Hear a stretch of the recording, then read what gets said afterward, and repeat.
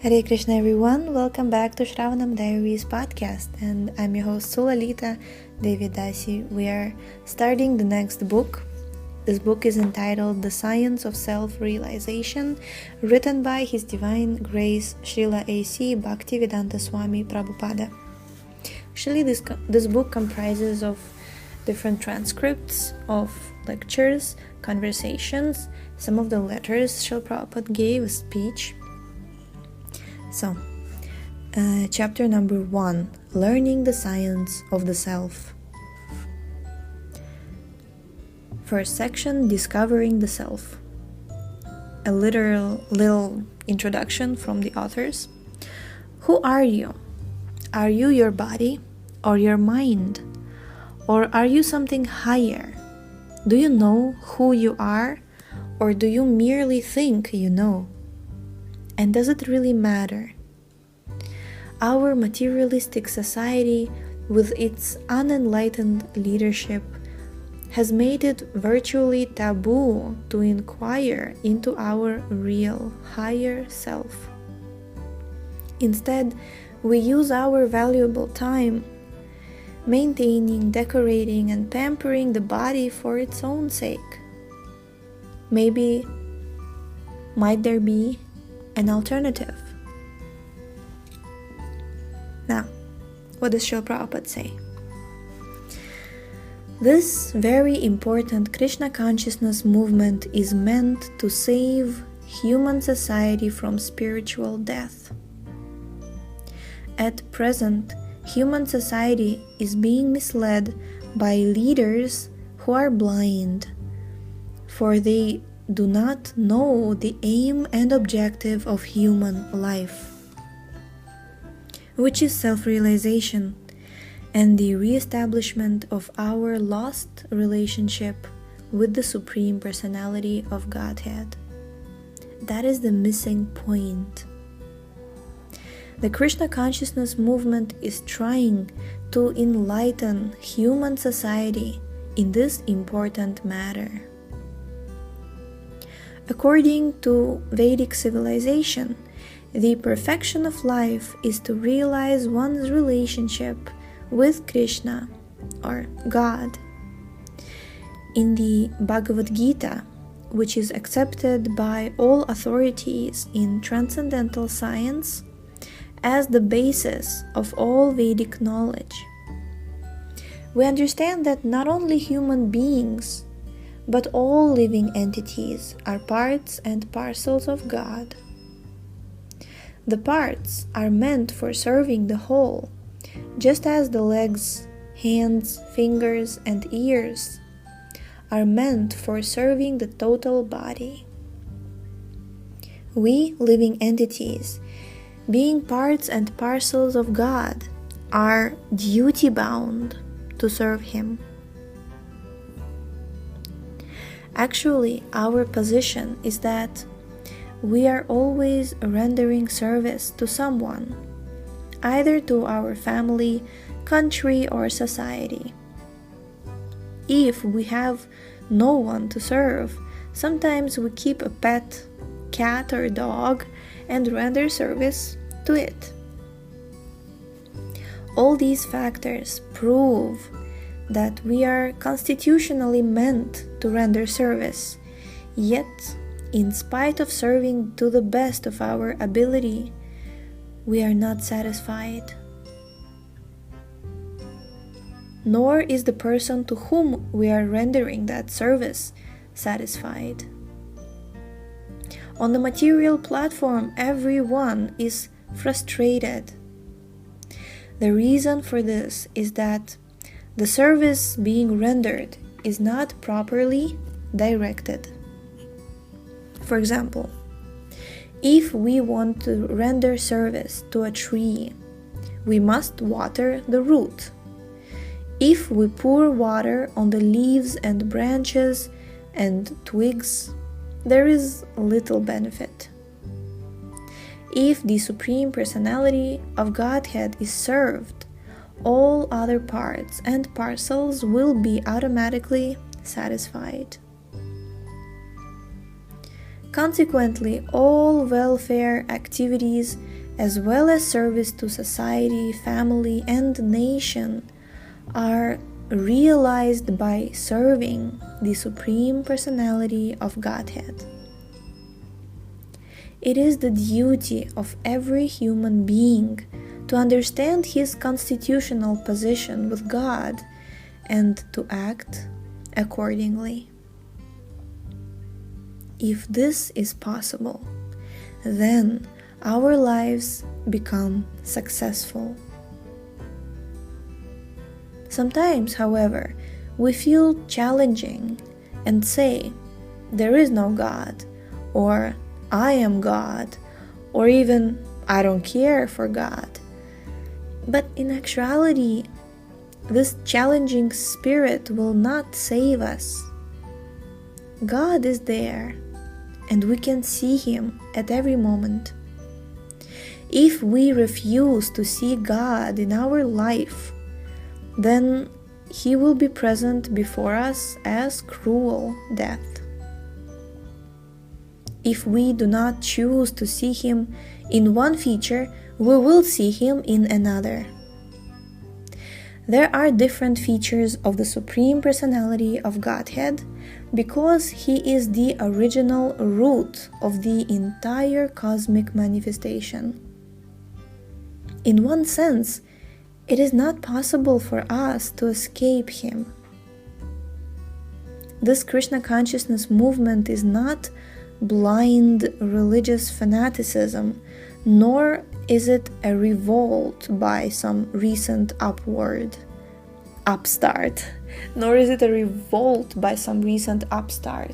Rather, it is an authorized, scientific approach to the matter of our eternal necessity in relation with the absolute personality of Godhead, the Supreme Enjoyer. Krishna consciousness simply deals with our eternal relationship with Him and the process of discharging our relative duties to Him. Thus, Krishna consciousness enables us to achieve the highest perfection of life attainable in the present human form of existence. We must always remember that this particular form of human life is attained after an evolution of many millions of years in the cycle of transmigration of the spirit soul. In this particular form of life, the economic question is more easily solved than in the lower animal forms. There are swine, dogs, camels, asses, and so on, whose economic necessities are just as important as ours. But the economic questions of these animals and others are solved under primitive conditions, whereas the human being is given all the facilities for leading a comfortable life by the laws of nature. Why is a man given a better chance to live than swine or other animals? Why is a highly posted government officer given better facilities for a comfortable life than an ordinary clerk? The answer is very simple. The important officer has to discharge duties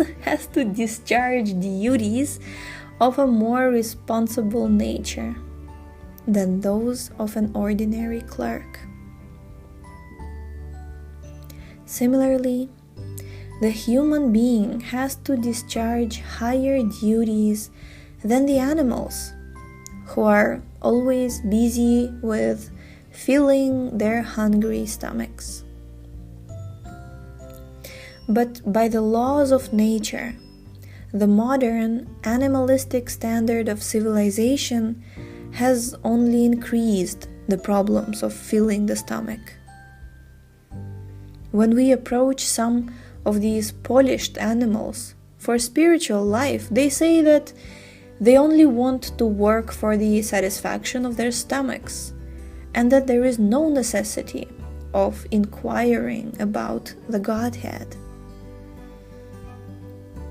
Yet, despite their eagerness to work hard, there is always the question of unemployment and so many other impediments incurred by the laws of nature. Despite this, they still denounce the necessity of acknowledging the Godhead.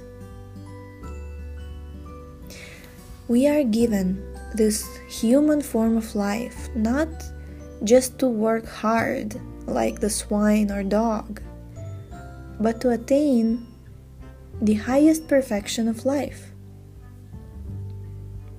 If we do not want that perfection, then we will have to work very hard, for we will be forced by the laws of nature. In the closing days of Kali Yuga, this present age, man will have to work hard like asses for only a scrap of bread. This process has already begun, and every year the necessity for harder work, for lesser wages, will increase. Yet, human beings are not meant to work hard like animals, and if a man fails to discharge his duties as a human being, he is forced to transmigrate to the lower species of life by the laws of nature.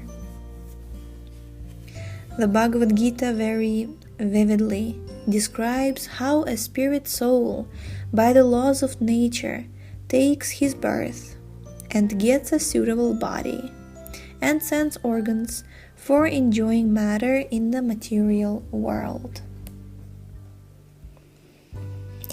In the Bhagavad Gita, it is also stated that those who attempt but do not complete the path of approaching God, in other words, those who have failed to achieve complete success in Krishna consciousness, are given the chance to appear in the families of the spiritually advanced, or in financially well-to-do, mercantile families.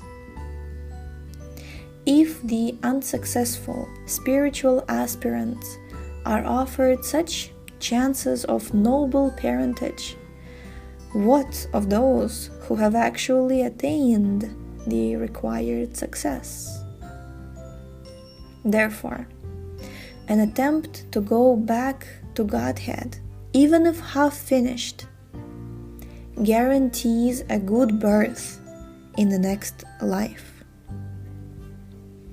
Both the spiritual and the financially well-to-do families are beneficial for spiritual progress, because in both families one can get a good chance to make further progress from the point where he stopped in his previous birth.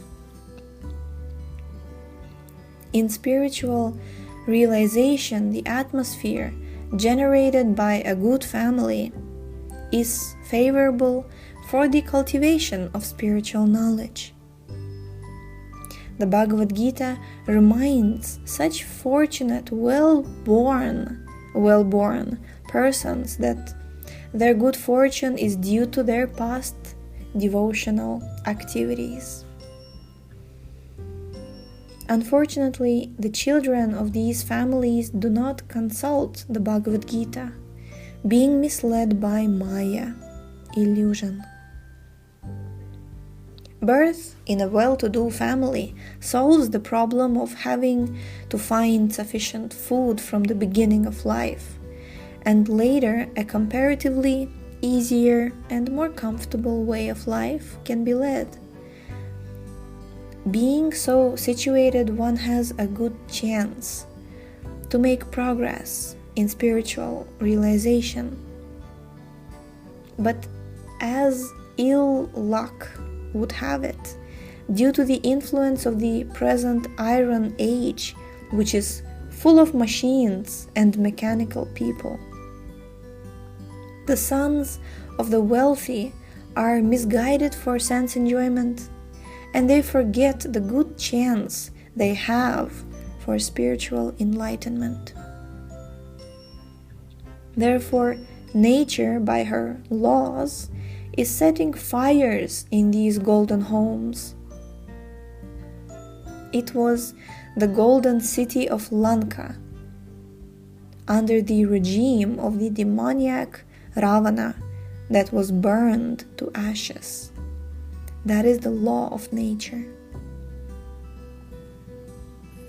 The Bhagavad Gita is the preliminary study of the transcendental science of Krishna consciousness, and it is the duty of all responsible heads of state to chalk out their economic and other programs by referring to the Bhagavad Gita.